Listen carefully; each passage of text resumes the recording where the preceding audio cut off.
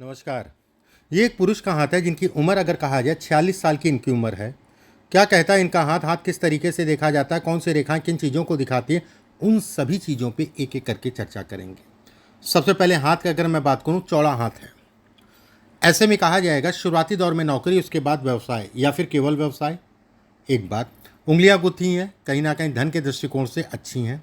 अंगूठा अगर कहा जाए लंबा है, ठीक ठाक से लंबा है, धन के लिए मैनेजमेंट से संबंधित चीज़ों के लिए बेहतर कहलाएगा।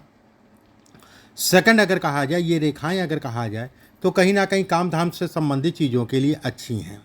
इस रेखा पे बहुत सारी छोटी छोटी सी रेखाएं निकल रही हैं। कर्जा इत्यादि चीज़ें चढ़ेगा, उसमें कहीं कोई दो राय नहीं है। परेशान भी थोड़ा सा करेगा, लेकिन व्यवस्थाएं चलती रहेंगी।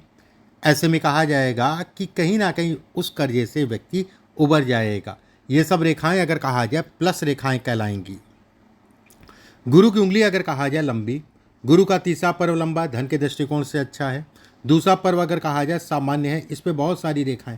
देखिए, कभी भी कोई भी पार्टनरशिप में काम करिए तो बड़ा सावधानी से करिए, ठीक है।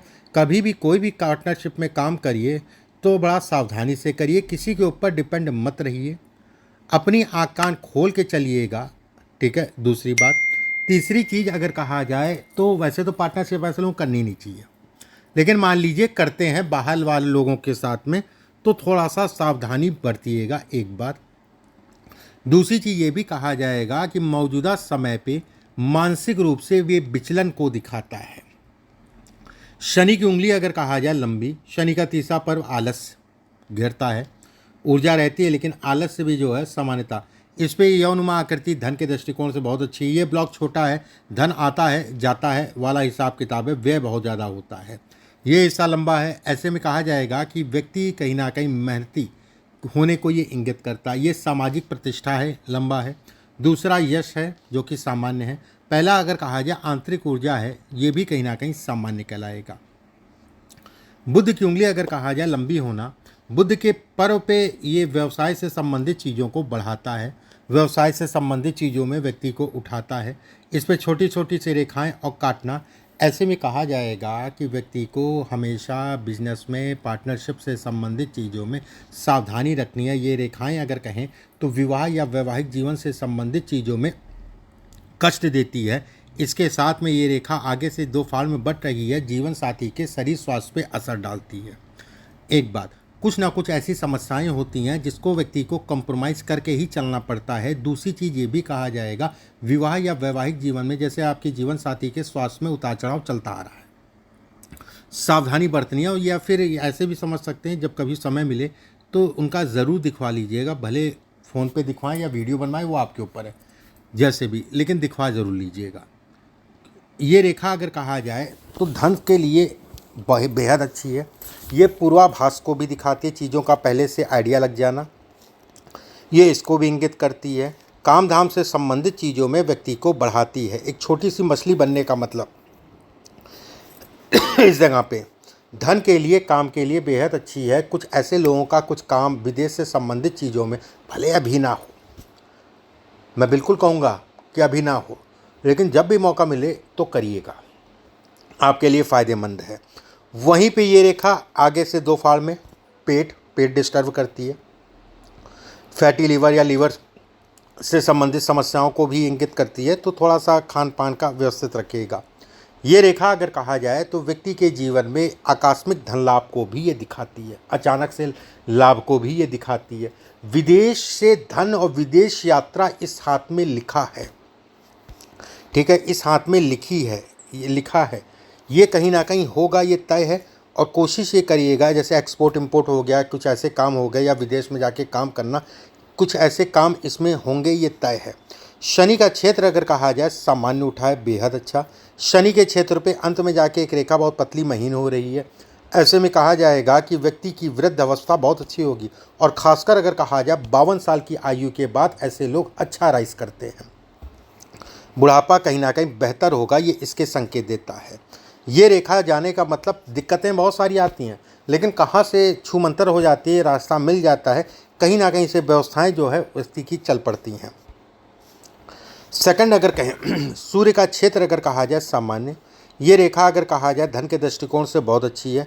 इस पे बॉक्स नुमा आकृति बनने का मतलब धन, काम इत्यादि चीज़ों में व्यक्ति को बढ़ाता है, एक बात। वहीं पे यहाँ पर फिश नुमा आकृति बनने का मतलब ये कहलाएगा कि व्यक्ति को लाभ धन से संबंधित चीज़ों में ये देगा, एक बात। दूसरी चीज़ ये भी कहा जाएगा कि व्यक्ति की व्यवस्थाएं चलती रहेंगी।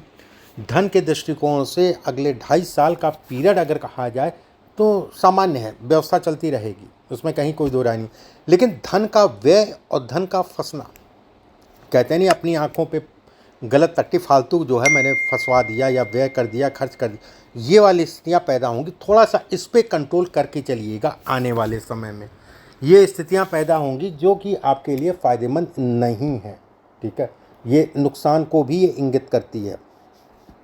बुध का क्षेत्र अगर कहा जाए सामान्य, बुध के क्षेत्र पे ये सब रेखाएं एक सफल व्यवसायी बनाती हैं, व्यवसाय से संबंधित चीज़ों में व्यक्ति को बढ़ाती हैं। शुक्र का क्षेत्र अगर कहा जाए बहुत सारी रेखाएं हैं और काटती हुई रेखाएं भी हैं, कर्जा इत्यादि चीज़ें चढ़ेगा लेकिन गुरु के कारण उतर जाएगा, एक बात।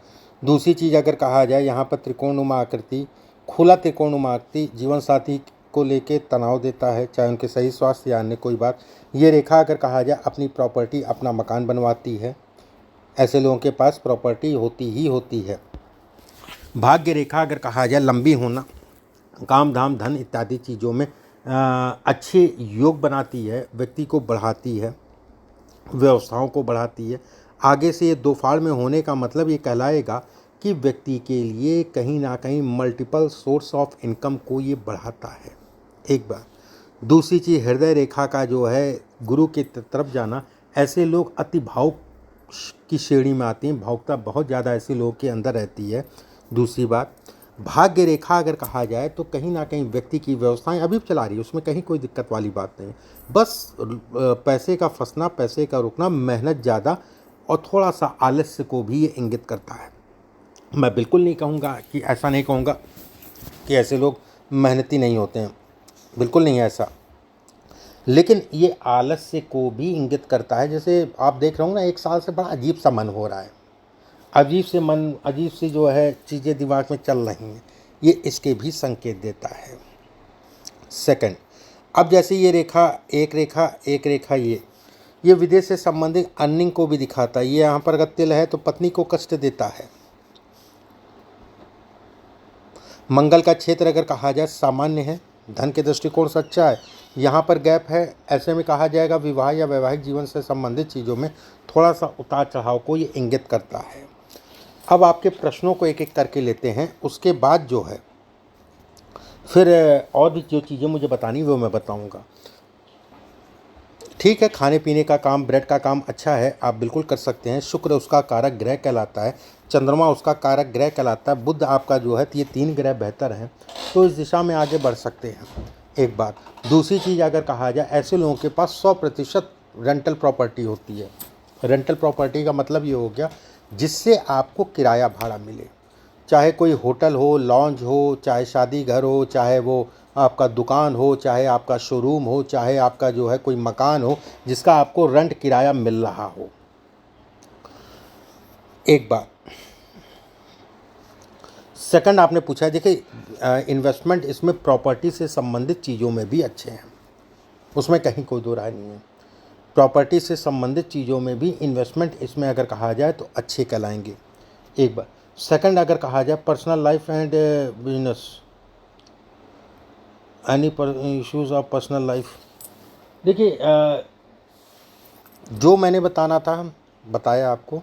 कुछ चीज़ें ऐसी हैं जो आपको समझौता करके चलना पड़ेगा, और जीवन साथी के शरीर स्वास्थ्य और जीवन साथी को लेके थोड़ा सा ये डिस्टर्बेंस को ये दिखाता है समय के अनुसार। बाकी एक बार दिखवा लीजिएगा तो मैं क्लियर कर दूंगा। बिजनेस एक्सपीरियंस, पार्टनरशिप मैंने आपको बता दी। देखिए इस हाथ में अगर कहा जाए केवल एक ग्रह बेयर डिस्टर्बेंस राहु, ये जीवन मस्तिष्क रेखा का कटना, यहाँ पर बहुत छोटी छोटी सी रेखाओं में भाग्य रेखा का डिवाइड होना, ऐसे में कहा जाता है कि व्यक्ति जिस लायक है, जितनी उसके अंदर क्षमता है, उस हिसाब से उसको अर्न नहीं करने देता है, उस हिसाब से वो अर्न नहीं कर पाता है। दूसरी बात, अब मैं आपके प्रश्न ख़त्म हो गए, कुछ चीज़ें मैं आपको और बताता हूँ। सेकंड, अब जैसे 25 और 26 कोई भी इन्वेस्टमेंट, कोई भी नया काम बहुत देख दाख के, ठीक है, एक बात। दूसरी चीज़ ये भी कहा जाएगा कि कहीं ना कहीं उधार लेन देन इत्यादि चीज़ों में भी सावधानी रखें।